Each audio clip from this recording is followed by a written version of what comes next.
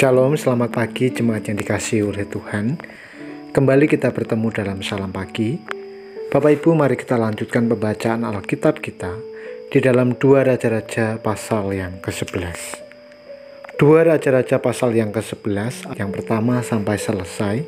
Demikian firman Tuhan.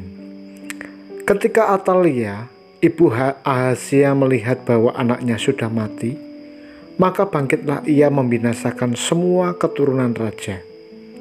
Tetapi Yoseba, anak perempuan Raja Yoram, saudara perempuan Ahazia, mengambil Yoas bin Ahazia, menculik dia dari tengah-tengah anak-anak raja yang hendak dibunuh itu, memasukkan dia dengan inang penyusunya ke dalam gudang tempat tidur, dan menyembunyikan dia terhadap Atalia, sehingga dia tidak dibunuh.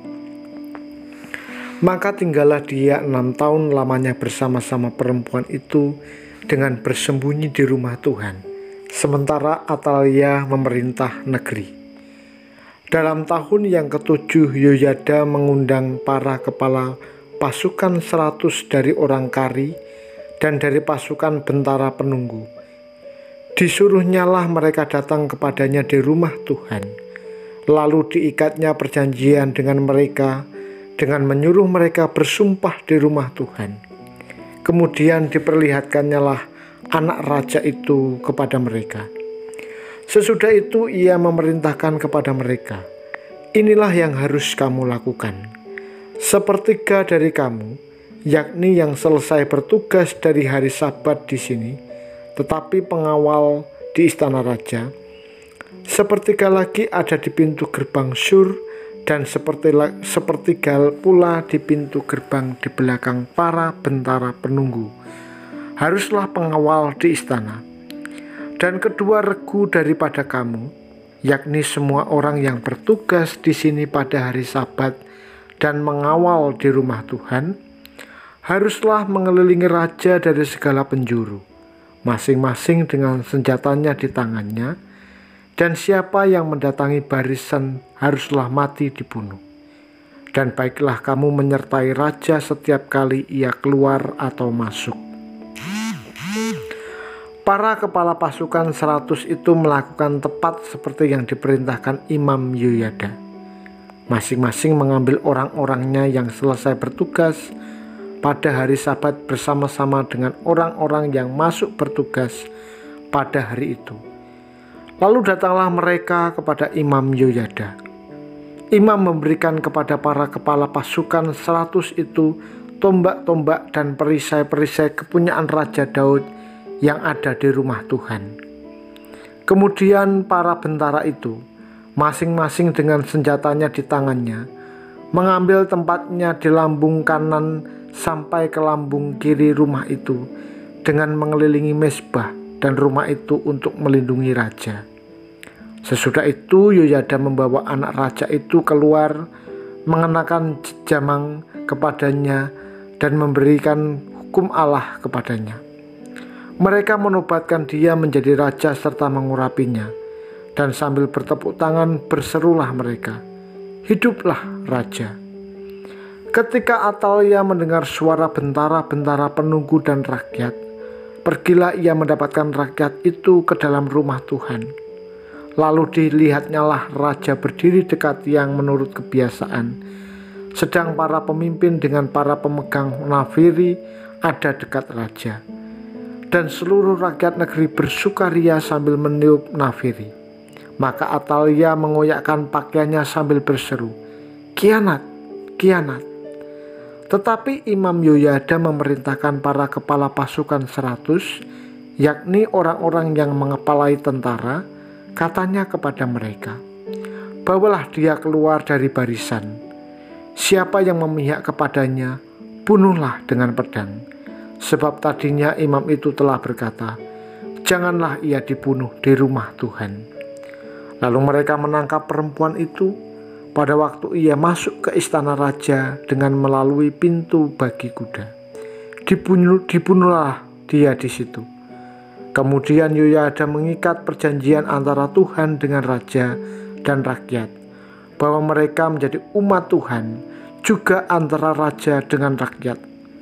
Sesudah itu masuklah seluruh rakyat negeri ke rumah Baal, lalu merobohkannya. Mereka memecahkan sama sekali mezbah-mezbah dan patung-patung dan membunuh Matan, imam Baal, di depan mezbah-mezbah itu.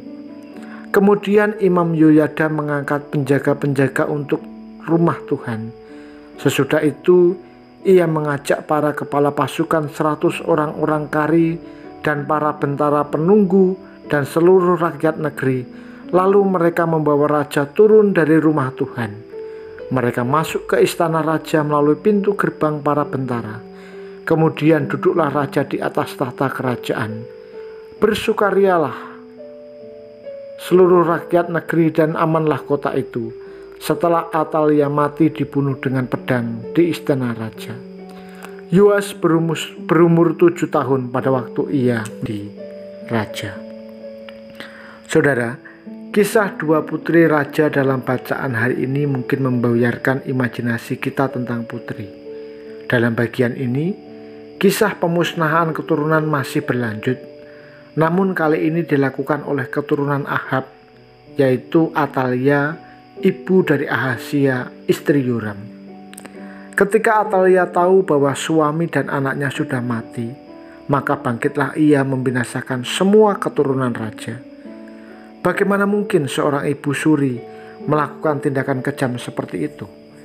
Tapi bila kita menengok latar belakangnya, maka tidak heran jika Atalia bertindak seperti itu, karena ia adalah putri Raja Ahab dan Ratu Isabel yang terkenal kejam dan jahat.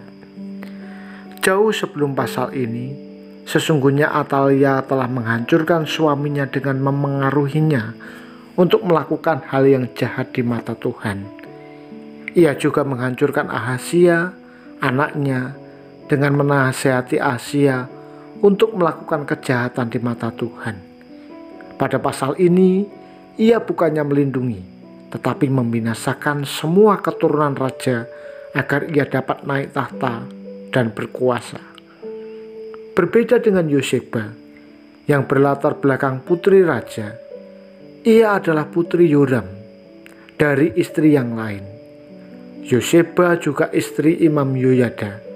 Ketika ia mengetahui Atalia akan membinasakan semua keturunan raja, ia mengambil Yoas yang baru berusia setahun dan menyelamatkannya selama 6 tahun.